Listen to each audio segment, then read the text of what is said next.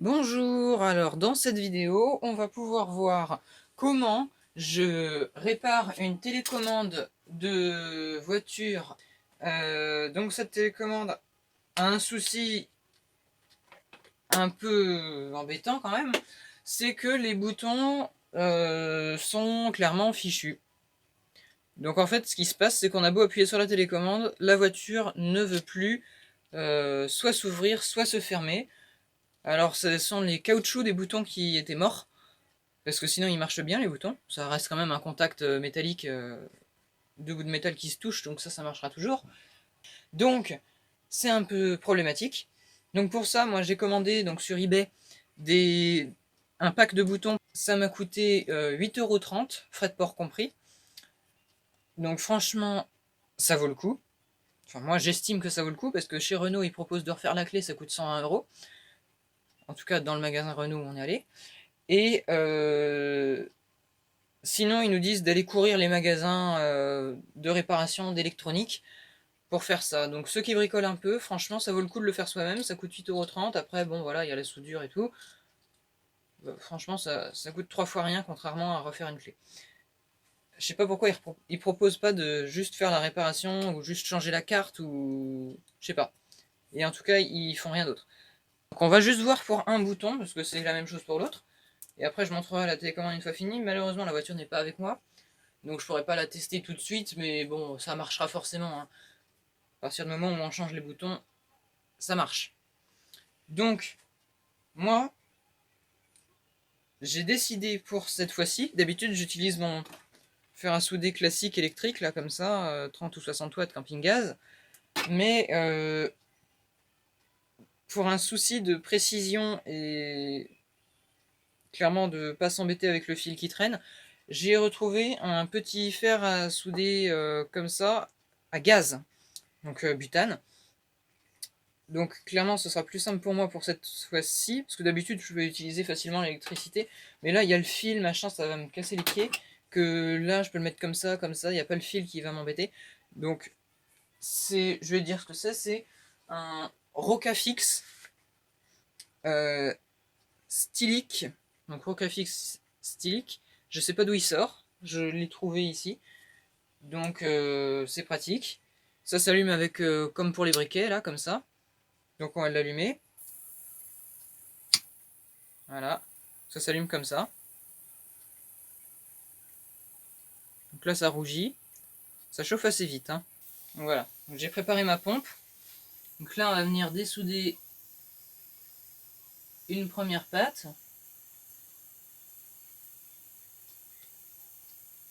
Je sais pas si c'est comme ça qu'on fait. J'ai jamais dessoudé sur une carte comme ça.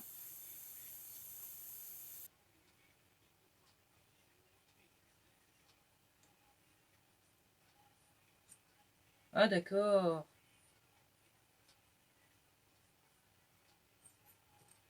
Je trouve ça quand même génial, moi, les soudures faites en usine. C'est pas censé être solide normalement, ça? Parce que là, franchement, le truc, il vient de se barrer tout seul. Alors, je sais pas, mais normalement, il y a besoin de mettre un petit point de colle en dessous pour maintenir. Alors, peut-être que là, il va pas y avoir besoin, enfin, j'espère. Parce que j'ai pas de colle pour faire ça, moi. Donc voici le nouveau bouton. Voilà, c'est petit, hein. Ça, c'est dans le creux de ma main. Clairement, ça fait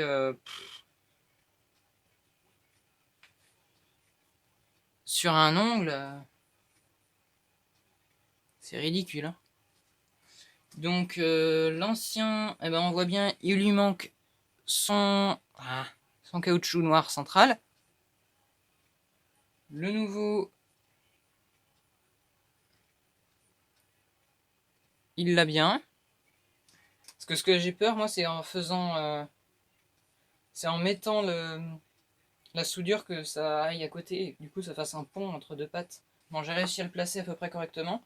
Donc je vais refaire chauffer vite fait le fer à souder.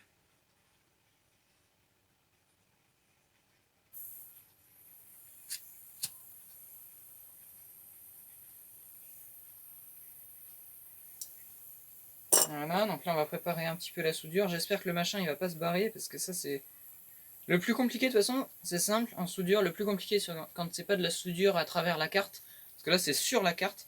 Moi j'aime pas trop ça parce que j'ai pas les outils adaptés.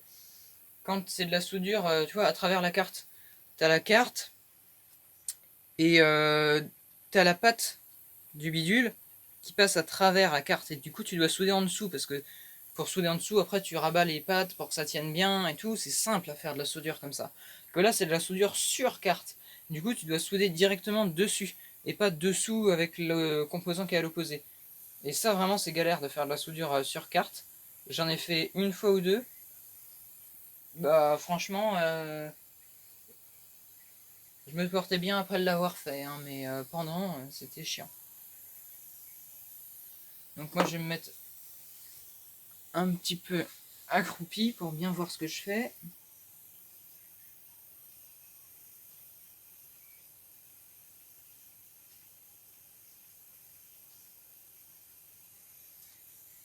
Je sais pas pourquoi je sens que ça va bouger.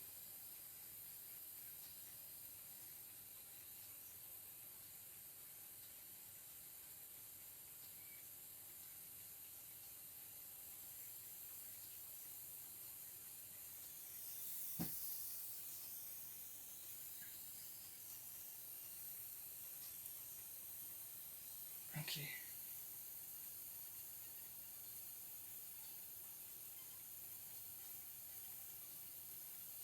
Yes, j'ai l'impression que le premier point est fait.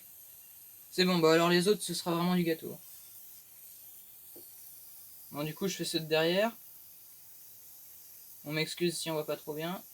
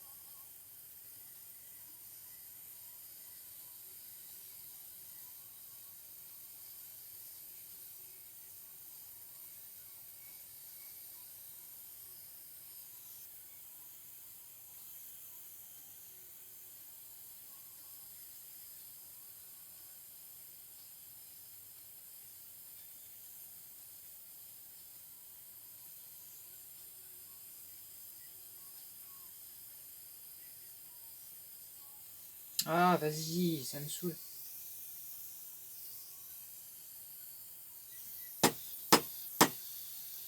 Non, je vais l'arrêter là parce que ça fait mal aux oreilles. Bon, j'essaye de faire ce que je peux, mais après, peut-être que ce que je crains là, avec la pin qui touche les deux machins et tout, là, si ça se trouve, ça veut rien dire. Mais peut-être que ça a une conséquence aussi. Parce que pour moi, s'il n'y a pas juste deux pins, mais quatre, c'est que ça a une raison, quoi. Donc, résumé du truc, moi, j'ai plus qu'à dessouder l'autre côté que j'ai fait. Sinon, ça va pas le faire longtemps, ça va peut-être court-circuiter la carte ou je sais pas quoi. Donc, j'espère que ça peut encore faire fondre, ça. Ouais.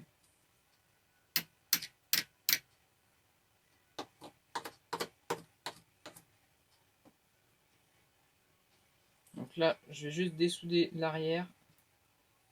C'est très galère, hein.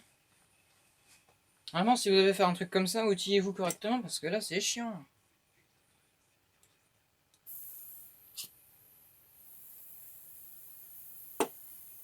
Je pense qu'il vaut mieux pas l'arrêter, le faire à souder. En plus, là, faut éviter les vapeurs de butane, parce que ça pue et puis ça prend la gorge.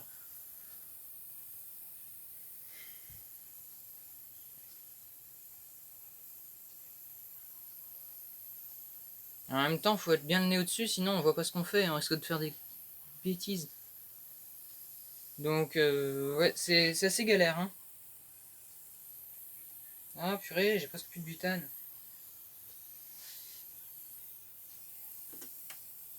Bon, va falloir que je dessoude ce truc, là.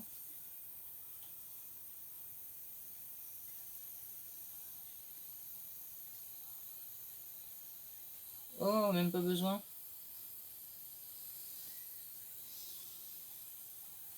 Oh bah nickel.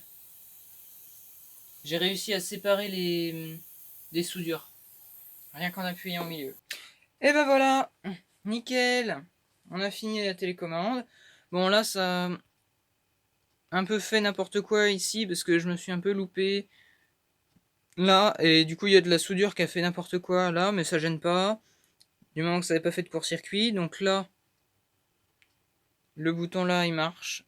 Celui-là aussi, donc il n'y aura plus qu'à tester pour la voiture, mais bon, si j'entends bien clic-clic et que c'est bien soudé de partout, ça marche forcément, sinon c'est que la télécommande elle a un autre souci. Donc je vais essayer, peut-être que ça marche si on fait écouter au micro. Voilà, peut-être qu'on a entendu, peut-être qu'on n'a pas entendu, c'est pas grave, si on n'a pas entendu, faut me croire sur parole, hein. De toute façon il n'y a que ça à faire, hein, de toute façon dans les vidéos. Moi j'estime que du coup ça va marcher, je suis content parce que ça répare une télécommande qui coûte 120 € si on l'avait fait à refaire, pour 8,30 €. C'est quand même pratique. Donc voilà, je vais essayer de mettre le lien des boutons pour ceux qui auraient le même souci. Donc c'est dommage que j'ai pas pris le temps de filmer les anciens boutons, mais quand même c'était gratiné, hein. Le caoutchouc, on aurait dit qu'on les avait passés dans un four. Le caoutchouc c'était du grand n'importe quoi, il était complètement explosé, il avait plus du tout la forme un peu rectangle qu'il avait en ce moment, il était complètement pointu vers le haut, j'ai pas compris ce qui s'était passé, mais bon c'est pas grave. Du coup, ça marche, maintenant on est content, ça fait une belle télécommande qui va pouvoir retourner dans son boîtier et du coup remarcher et puis qu'on puisse l'utiliser pour la voiture. Merci et à bientôt pour une prochaine vidéo.